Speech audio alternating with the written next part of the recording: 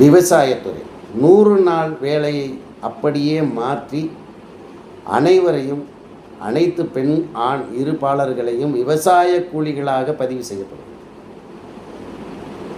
100 நாள் அட்டை திட்டம் ஒன்று கொடுத்துருக்காங்க இல்லையா, அதை அப்படியே மாற்றி விவசாய கூலிகள் என்று தான் அதில் பதிவு செய்து அவர்களுக்கு விவசாய வேலைகளுக்கு அவர்களை நியமிக்கிறார். அனைத்து நிலங்களும் இப்போ எங்கு பார்த்தாலும் தண்ணீர் வசதி இல்லாதனால விவசாய நிலம் பூரா அப்படியே கிடக்கு.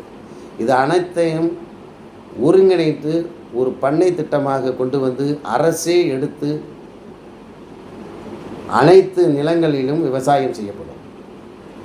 அந்தந்த காலகட்டத்திற்கு எந்தெந்த பயிர் என்னென்ன விவசாயம் செய்தால் அது நல்லா வரும் அப்படிங்கிறத அறிந்து விவசாய வேலைகள் அனைத்துக்குமே இவர்கள் பெண்களை பயன்படுத்தப்படும். இவர்களுக்கு மாத ஊதியம் வழங்கப்படும். விவசாய கூலிகளாக பதிவு செய்யப்படும்.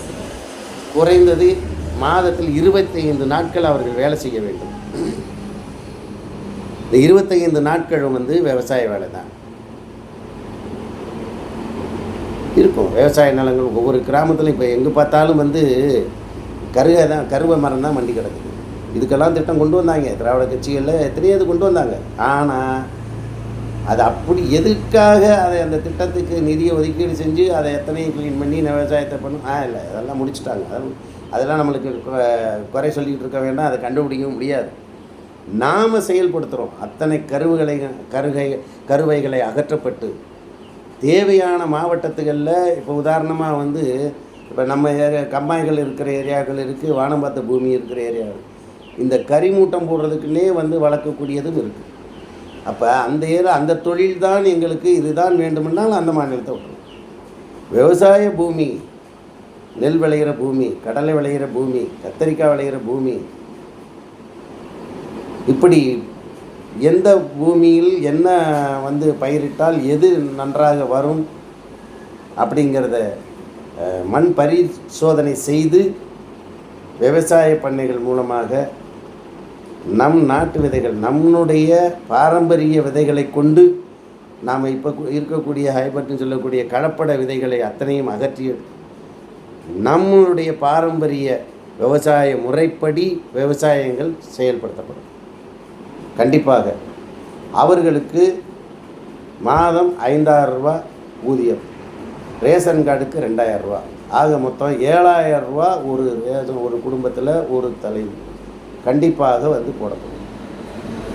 இது விவசாயம் என்று கூலி என்று பதிவு செய்திருந்தால் மட்டுமே சரி. கிராமத்தில் இருக்கிறவங்க விவசாய கூலி பதிவு பண்ணிடுறாங்க. டவுனில் இருக்கிறவங்க பதிவு பண்ணிக்க, விவசாய வேலை பாருங்கள்.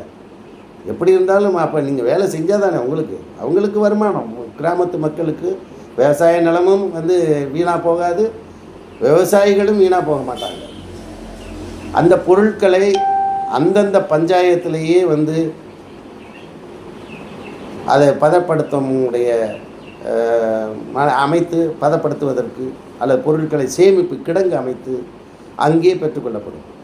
நிலத்துக்கு உண்டான 3 பங்காக வைத்து நிலத்துக்கு ஒரு பங்கு, உழைத்தவனுக்கு ஒரு பங்கு கூலியாக போகுது இல்லையா, அரசாங்கத்துக்கு ஒரு பங்கு,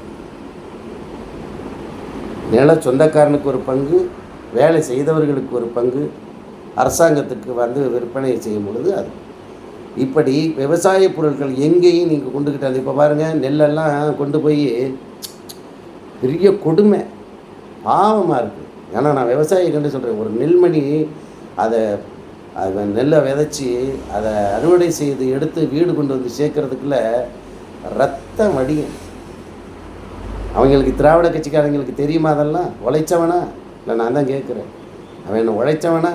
உழைப்பை பற்றி என்ன தெரியும் அவங்களுக்கு? தயவு செய்து தமிழர்களே, விவசாயிகளே சிந்தியுங்கள்.